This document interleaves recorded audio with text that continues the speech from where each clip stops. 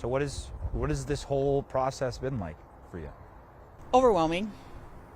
I didn't think it would affect me as much as it has. It was emotional. It was draining. There was lots of nights where I just came home from the trial and I just went right to sleep, right to bed. So, yeah, I think all of us, somewhere in the courtroom, the whole country was watching. You being in that room every single day, on those drives home, you said you were overwhelmed, but what was hitting you so much about being in there every day?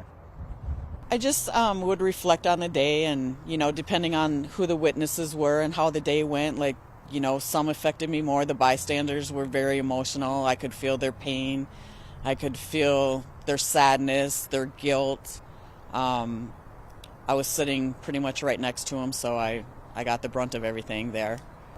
Yeah. When you were initially selected to be on this jury, or an alternate for this case, what was the emotions that went through you? So they didn't tell us who was going to be the alternate and who was on the jury until the very end. That point there, I was disappointed that I was an alternate. But prior to that, we had filled out questionnaires, and one of the questions were, do you want to be on this jury? And I stated I wasn't sure. I didn't know. I was concerned for my safety to a point, depending on, we hadn't heard any facts or anything yet. So depending on which way it went, I felt like some people, you can't please everybody all the time, so I felt certain groups might feel certain ways. So I was a little concerned about that. Yeah. Hey, let me ask you, most of the jurors, through jury selection, it was clear they hadn't seen the whole tape. I don't think you had either. You just seen the little clips on the news. Yeah. Opening arguments, you see the whole thing, that monitor's right in front of you. What was that like? Because I was watching you guys watch it, and some people just frankly were horrified. Yeah, it was a little graphic to me. I only watched the news and I saw what was posted on the news, so I didn't see it in its entirety, maybe 2 or 3 times. I couldn't understand, I guess, how we got from a $20 bill to losing a life. I didn't know what happened before. I didn't know what happened, after, just the little part I saw on the news. So it was overwhelming, and then to see it day after day, over and over again. It never got any easier, so. The guilty on all 3 verdicts, or all 3 counts, were you in agreement with that, and what was your reaction when that verdict came down? My opinion was I felt Mr. Chauvin was guilty at some level. They did read the jury instructions to us in court before I was dismissed. I never picked up those instructions again and look at them because I wasn't going to be part of that. So I felt he was guilty on some level, but without applying the instructions, I don't know what I would have decided upon. In that moment that the judge read that verdict, describe your emotions when you either saw it or heard it. Yeah, I heard a verdict came down. I was surprised that, it was 10 hours about, I think they did. I wanted to be present and I wanted to hear it. So I was amazed that it was guilty on all 3 charges. So. And we know throughout the process, there were times and breaks where the jurors were talking to each other and, obviously reacting. What were some of the moments that stick out to you that really had an impact on everyone and you couldn't stop talking about it or thinking about it? So with that being said, on our breaks or lunch breaks, we were 2 courtrooms down from where the trial was taking place, and we did not speak one word about anything that happened during the trial that day, what affected us, what we thought. Not one word was mentioned. We didn't do small talk amongst us. We did a little bit like how's the weather or snowing, that type of thing, but we didn't say my name is this and I have my family, or my occupation is that. So we really didn't know anything about anybody. So. But you think, it sounds like you're surprised that he was convicted on all 3 counts. Without reading the jury instructions, I thought it might be a little bit hard to get him on the top one, which is 2nd degree unintentional. Let me ask you this. You obviously had to know what was happening down the street here. Yes. Did other jurors know? Were you given any warnings? Were you given They mentioned one of the jurors is from Brooklyn Center. Yeah. No security. We didn't talk about it. He said we couldn't anything about watching it or not watching it. It didn't affect me either way. Obviously, living 6 blocks away, when I stepped out on my deck over here, I could see the smoke actually from the smoke grenades. I could hear the helicopters till about 1 a.m. flying over my house. I could actually hear the, what are they called? Flashbangs.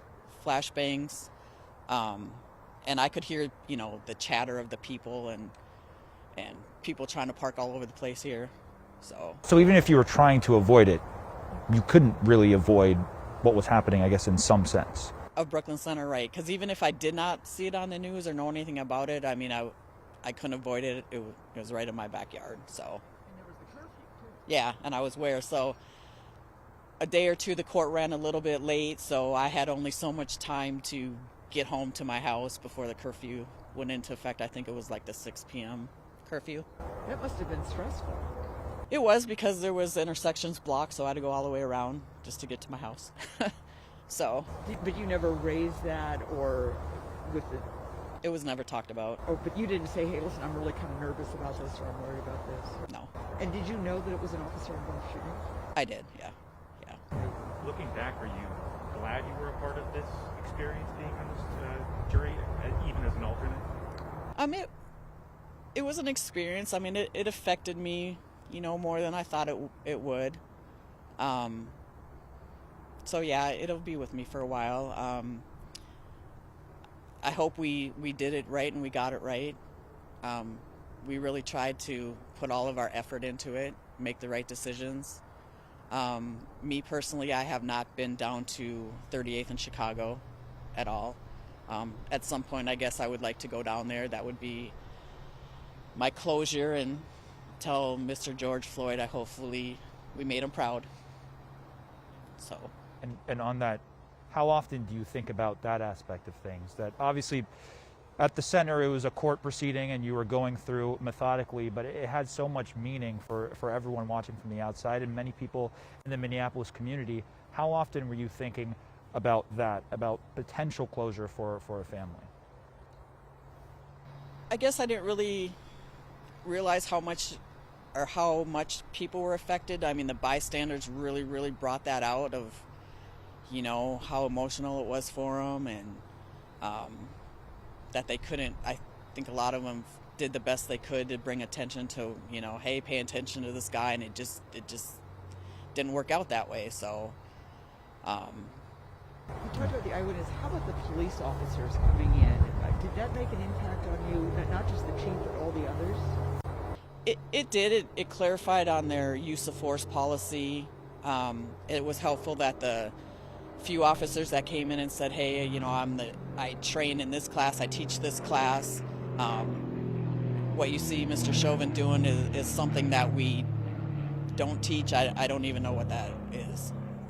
So, yeah. How about Dr. Chauvin? He seemed to have gotten a lot of people really interested, and I know people were watching him. So, yeah, Dr. Chauvin was like the turning point for me.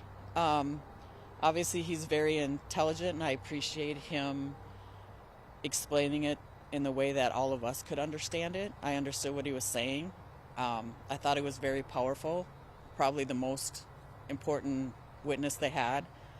And why he was powerful to me is because I feel like he could actually point out, going through the video and saying, hey, at this instance right here is when Mr. Floyd lost his life. He pointed out the seizure, and he's like, this is what happened right here. And it was obvious all the jurors knew from the jury questioning that this was big, but did you really understand how big it was with a capital B? No, not until we were dismissed and Judge Cahill said that, you're free to turn on the news and talk to whoever you want to, and, you could go out here and have a press conference if you want to. And no, I wasn't aware. What was it like being in the same room as Mr. Chauvin? Obviously, you knew a little bit about the case before you started this case. Describe your emotions being in the same room? I mean, I do feel bad for him, whether, he made a huge mistake and it cost somebody their life. nobody's a winner out of this whole situation. I feel bad. I was sitting pretty much across from him, so when I was done note-taking or looking between the lawyers and paying attention to the witnesses, I did lock eyes with him a couple of times, and it was a little uncomfortable. You know, I mean, no intent on any messages or anything going back and forth. It just, you know, you look up and there he is. So, I mean, he has to look up some point too, so. And one of the parts during juror questioning in the beginning was, you know, asking about if you had seen anything about the story. I mean, you live in the area, it's impossible to have missed this story going back to May and June. But I'm curious, now being on the other side of the trial and literally seeing every piece of evidence, how has that changed your perspective on what you thought about the story maybe before you were selected as an alternate juror and now? I think it's more about just this case. I didn't want to say I don't realize that, but you know, this could be a turning point going forward for the better. Minnesota has an opportunity to show our best, come together as a whole and make some changes, hopefully on police reform. So, You know, I know Mr. Black, Mr. Blackwell said he kind of drew a comparison to all the bystanders who kind of randomly came together in his closing argument, that they came sort of from all different places, different ages, different backgrounds. They just happened to be there. And it was kind of like you guys being all selected from random places and coming together in that way. Do you think about that? I do. I mean, it was a pretty diverse group of us there, you know, races, sexes, ages. So I think we all add a unique perspective to it, so which is a good thing. Is there anything else you'd like people to really know? If you could tell people, you know, one thing, you've done a great job and you must be exhausted, but you did a really good job. Just that we made the Floyd family and proud. We tried to do the best we could and make the best decisions, to be open, honest, and look at everything fairly from everybody's point of view. So. Some jurors decide to write a book after a big case like this. Any plans for the future? I know it's only a few days after, but... No, I wasn't really planning on even this, so... you know. To the other jurors at all, or? Nope, so we did not exchange numbers or names or any of that. I don't know if they did when they were, after the deliberations were over, because I wasn't a part of that. I was in the judges' chambers while I could hear them being escorted to the hotel, which I don't know what hotel that is. I do know, the parts that I do know about that is they were all going to get their own rooms because of COVID.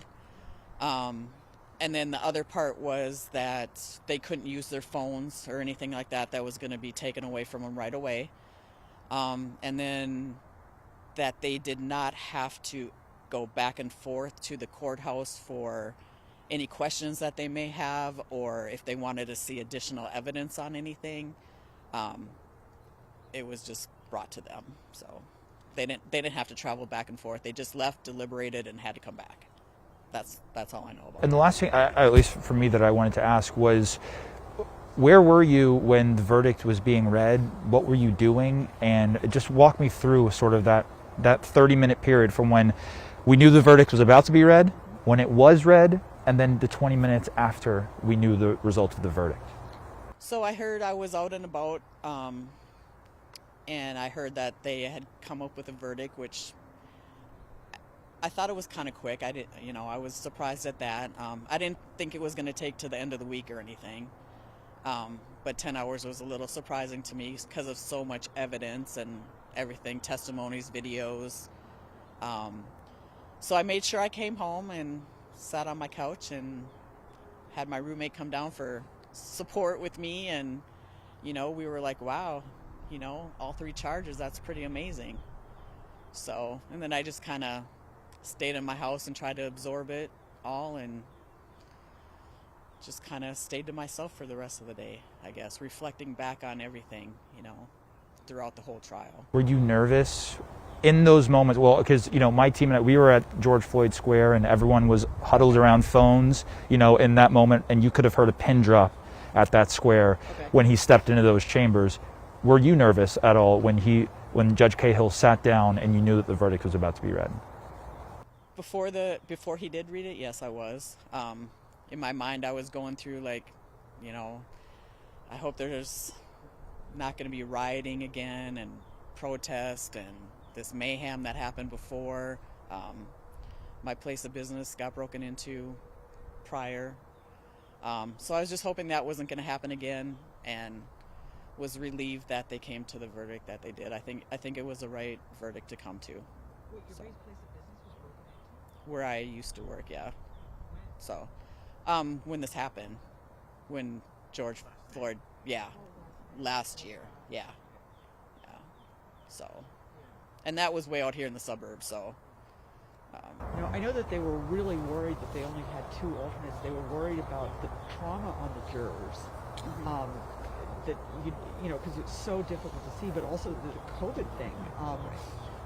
It must have been just all of that, and then this on top of it must have been really hard. Right. So we had a couple incidences that may have affected us. It was a little concerning. One of the jurors, when we came in that day, she didn't look well. This was before court started. She didn't have any color on her skin, and we're like, "What's wrong with you?" And she's like, "I don't feel good at all," and we could all tell. So she's like, "Well, what am I gonna do? Call in sick? Like, how do you call in sick to a trial? That's not an option." So we proceeded, and during the trial, she was sitting at the far end where the witnesses come through that door in the back of the courthouse.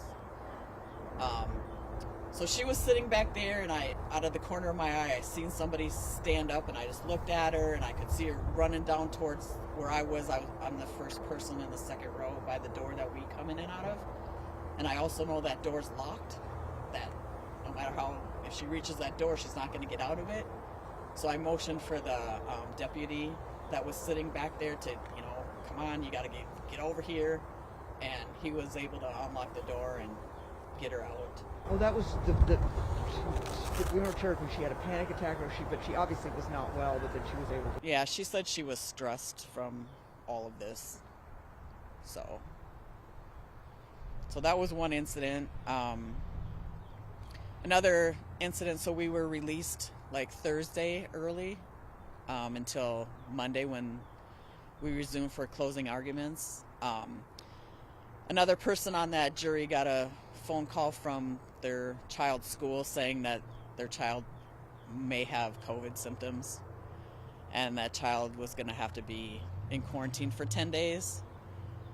So that's what we left with on Thursday, with no contact and no information. Like, we sat here the whole weekend wondering what was going to happen. Like, does she have to be quarantined, or, is her child okay, and is she going to show up Monday, So, but she did. She showed up, and he ended up not having it, so.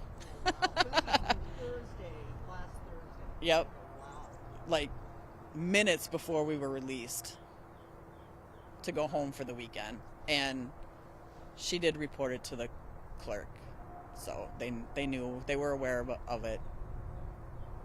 So 6 months from now, someone asks you, what was this like? What are you going to remember most? That it was stressful, and on one hand, and I don't know. I hope some good comes out of it. I really hope this is a changing point, a turning point. I hope Minnesota does the world proud, and we can change going forward from here on out.